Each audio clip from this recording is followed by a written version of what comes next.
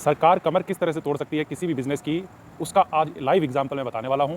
आज 28% जीएसटी लगा दिया गया है ऑनलाइन गेमिंग के ऊपर में, हॉर्स राइडिंग के ऊपर में और कैसीनोज के ऊपर में। तो ये इंडस्ट्री होने वाली है तबाह। कैसे, क्यों तबाह हो जाएगी? ऐसा क्या कर दिया गवर्नमेंट ने? 28% टैक्स तो लगाया है।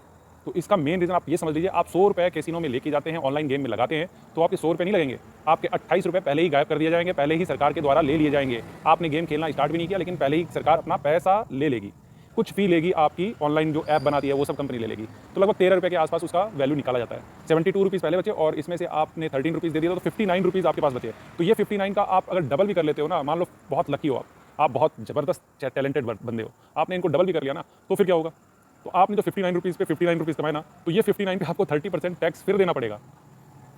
तो अल्टीमेटली आप इतने अच्छा काम करने के बाद में भी, आपका लक भी बहुत ज़बरदस्त होने के बाद भी आपको मिला कुछ नहीं, वो 100 के 100 रुपीज़ ही रह जाएंगे। और मान लो बाई चांस आप लूज़ कर गए, तो पैसा तो गया ही आपका। तो यही कहते हैं ना, तो इसी तरह से गवर्नमेंट पूरी की पूरी इंडस्ट्री को बर्बाद कर चुकी है। अब ये इंडस्ट्री क्या होगी? ये तो ग्रो नहीं करेगी, ये खत्म हो जाएगी, इसमें कोई पैसा नहीं लगाएगा, कोई इन्वेस्टमेंट नहीं करेगा। ठीक है, इसका क्या इंपैक्ट होगा? इसकी जगह इलीगल जो काम होते हैं ना, सौदा सट्टा और जो इलीगली काम करते हैं, वो पनपने लगेंगे, क्योंकि उनको तो पहले से ही टैक्स नहीं देना है, कुछ नहीं देना है। और ये जो करना चाह रहे थे काम, उनको आपने करने नहीं दिया। आपको पहले स्मगलिंग के बारे में पता है? स्मगलिंग बहुत होती थी, गोल्ड की स्मगलिंग बहुत होती थी। क्यों होती थी मालूम है? क्योंकि जो टैक्स लगता था ना स्मगलिंग के, मतलब टैक्स जो गोल्ड के ऊपर में इंपोर्ट करने पे लगता था ना, वो बहुत ज़्यादा था। और जब सरकार ने इसको तोड़ा, तो गोल्ड की स्मगलिंग एक साइड से बस्ट कर गई, मतलब खत्म हो गई। किसी को बनाना या बिगाड़ना आपके हाथ में नहीं है, ये सरकार के हाथ में आ जाता है। तो सरकार चाहे तो इस इंडस्ट्री को ग्रो करवा सकती थी, और अब ये नहीं चाह रही है ये इंडस्ट्री ग्रो करे। और ये बता देता हूँ, कोरोना के बाद में ये इंडस्ट्री बहुत अच्छे से ग्रो की थी। और इसकी डेल्टा कॉर्प कंपनी, आज delta Corp company basically casino और इंटरटेनमेंट और ऑनलाइन गेमिंग और होटल इंडस्ट्री से बिलोंग करती है। बेसिक इनका जो मेन रेवेन्यू आता है ना, वो लगभग 92% रेवेन्यू इनका ऑनलाइन गेमिंग से और कैसीनोज से ही आता है। बाकी 8% जो रेवेन्यू आता है वो हॉस्पिटलिटी सेक्टर से आता है। तो ये सबसे ज़्यादा इंपैक्टेड कंपनी रही। और इसका जो इंपैक्ट आप ये समझ लीजिए, आज स्टॉक मार्केट ने इसको दिखा दिया। इसको भी लगभग 28% ही गिराया स्टॉक मार्केट में भी, और लास्ट में जाते जाते 23% डाउन ये बंद हुआ है। डेल्टा कॉर्प काफ़ी अच्छी कंपनी है, बहुत ही अच्छे इस सेक्टर में है, बहुत ही लीगली काम करती है। इनके पास हर जगह का लाइसेंस है, कैसीनो जहाँ पे भी खोला है सब जगह का लाइसेंस लिया हुआ है इन्होंने। बेसिकली 3 जगह पे इन्होंने खोला हुआ है, एक गोवा में खोला हुआ है, एक सिक्किम में गैंगटॉक में खोला हुआ है, और एक आपका दादर नागर हवेली में, आपका मेरे ख्याल से दादर में खोला हुआ है। तो 3 कैसीनो है इनके, 3 जगह पे ही कैसीनोज हैं इनके। और इसमें सबसे ज़्यादा कहाँ पे कैसीनो इनके?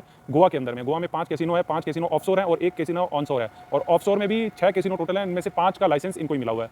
तो ये डेल्टा कॉर्प इस सेक्टर में एक तरह का राजा है, लेकिन ये राजा को रंग कैसे बनाया जाता है ये आप देख सकते हैं। और इनके कई सारे ऑनलाइन प्लेटफॉर्म भी है। ऑनलाइन में आपका कौन कौन सा है? ऑनलाइन में आप 52 रमी करके है, रमी और ये सब जो आपका बार बार ऐड आते रहते हैं ना, पोकर के लिए, रमी के लिए, आपको ताश के लिए, ये सब बहुत सारे ऑनलाइन प्लेटफॉर्म है गेमिंग के। तो 52 रमी इनका ही है, 52 रमी पोकर भी इन्हीं का ऐप है। 21% ये ऐप से अभी रेवेन्यू जनरेट कर रहे थे।